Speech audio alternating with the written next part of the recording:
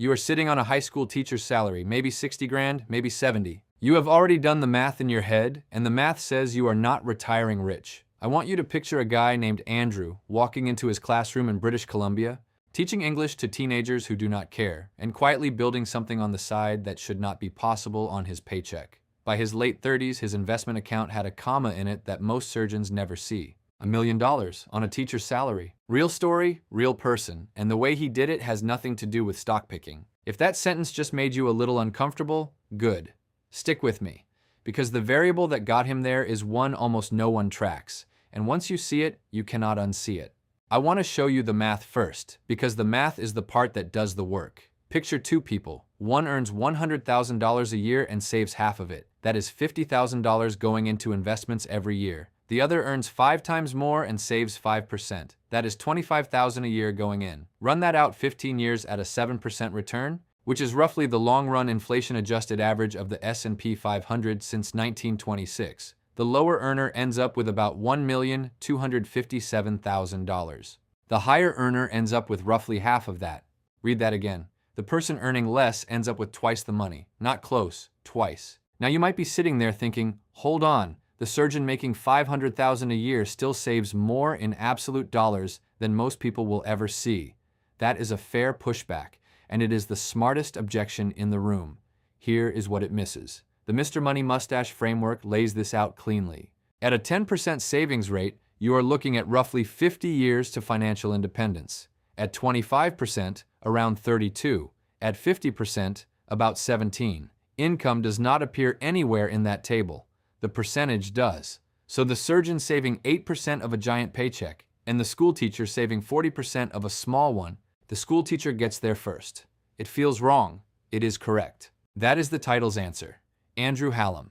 Look him up. Wrote a book called Millionaire Teacher. He proved on his own balance sheet what historical financial literature has been saying for decades. In the early and middle stages of building wealth, the amount you save matters more than the rate of return. Income gets you to the starting line. Savings rate runs the race. If you found that math useful, hit like. That one signal tells me the breakdown landed. Let me show you where most of you actually stand right now, because this is the part that hits.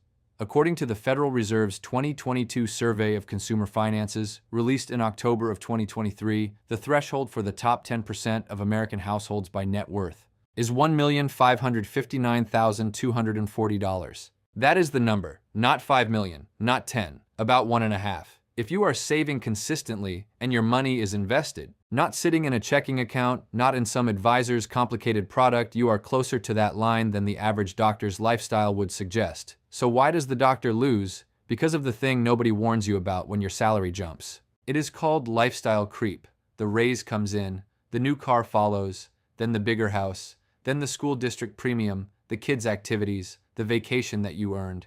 Every single upgrade feels reasonable in the moment. None of them feel extravagant. They feel like rewards, and that is the trap. They don't feel like consumption. They feel like compensation for the work. I have watched this happen to friends in real time, and the wild thing is, they swear up and down they are not spending more, even as their savings rate quietly cratered from 15% to 4%. The lifestyle ratchets up. It does not ratchet back down. Are you on a W-2 paycheck or self-employed? Drop it in the comments below. Here's where it gets interesting. Cutting spending is the only move in personal finance that does two things at once. It puts more money into your investments, and it lowers the finish line. Because the finish line is 25 times your annual expenses. Spend less, the finish line moves toward you while you are sprinting toward it. That is the single most underrated lever in the whole game. Let me put a real number on this. Getting your first $100,000 is the slog, and the math is unforgiving. If you invest $10,000 a year at a 7% return, it takes about 7.84 years to hit your first $100,000. That is the climb. Now watch what happens after. Once you have $100,000 sitting in the market, even if you stop adding money entirely, that lump becomes about $761,000 in 30 years at 7%. Just sitting there. And if you let it run for a few more years untouched, it grows to roughly $1 million by year 33, from 100 grand, with nothing else added. That is why getting to your first 100,000 matters more than anything else you do this decade. You feel the snowball when 7% of 80,000 is $5,600. Your portfolio earned that without you doing anything. That number, $5,600, is more than a lot of people contribute in a year. The portfolio is now outworking you. That is the phase you are trying to reach. Want a sharper picture? Saving $400 a month at an 8% return for 10 years gives you about $73,579. Bumping that down $50 a month, $350 total, over 10 years runs to about $63,880. The gap between $350 and $400 a month over a decade is real money you can see. Yes, I checked the math twice. The compounding is doing the heavy lifting. Here's the objection I get every time I show this. But I'm smart. I'll outperform. I'll pick better funds. Okay, let me show you the receipts on that. DALBAR has been tracking this for years. They looked at the 30 years ending in 2015. The S&P 500 returned 10.35% annualized over that window. The average equity mutual fund investor earned 3.66%. That is a 6.69 percentage point gap every year for 3 decades. And before you say, well, that's just the average investor, I'm above average, there was a study of 66,465 households between 1991 and 1996. The most active traders, the people most confident they could beat the market, earned 11.4% during a stretch when the market itself returned 17.9%. The harder they tried, the worse they did. I find this completely backwards from what most people believe, and yet here we are. Why? Panic selling at the bottom, performance chasing at the top, paying a 1% advisory fee that quietly turns an 8% gross return into a 7% net. Vanguard and Fidelity have published research libraries the size of small encyclopedias, showing low-cost index funds beat the vast majority of active strategies over long periods. You almost certainly do not need a more clever strategy, you need a higher savings rate. The eye can outsmart it instinct is the single most expensive belief in personal finance. If this is shifting how you think about your portfolio, subscribe so you can get more. Now, I want to be honest with you because there are real structural reasons this is harder than the math sounds. Childcare in high-cost metros runs $20,000 to $25,000 a year per kid, and high-quality full-time infant care can blow past $50,000. Medical school graduates in 2022 carried an average of $241,600 in student debt. Law school grads averaged $164,742. These are real walls, and I am not going to pretend they are not. But here is the edge case I want you to sit with. Those structural pressures do not excuse lifestyle creep. They make it more dangerous.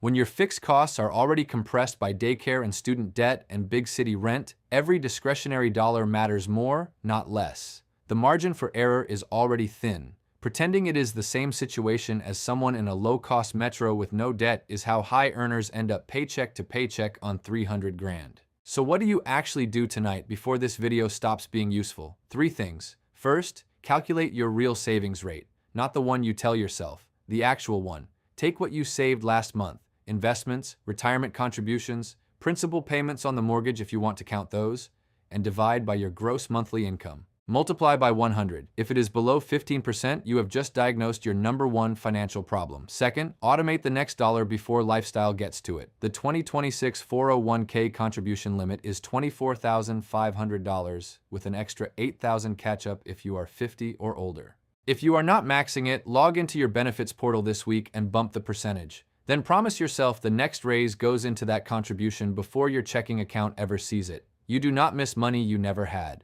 Third, start now, even if now is small. $50 a month at an 8% return, compounded monthly for 20 years, is $29,451.55. Imagine you are 38 and you bump $150 a month into investments for the next 27 years until you hit 65. At 8% compounded monthly, that runs to approximately $172,325. Out of nothing. The boring stuff is what actually works. The thing Andrew Hallam knew, and what I want you to leave with, is that net worth is invisible and spending is visible. Almost everyone optimizes for the visible signal, the car, the house, the watch, and quietly loses the invisible game. The single most underrated skill of every high earner who actually built wealth is the willingness to look to their peers like they are not quite winning, because they actually are. And that is the quiet truth. This is general education, not personalized advice. Before you make any moves on retirement contributions or investment allocations, talk to a financial advisor or who knows your full situation.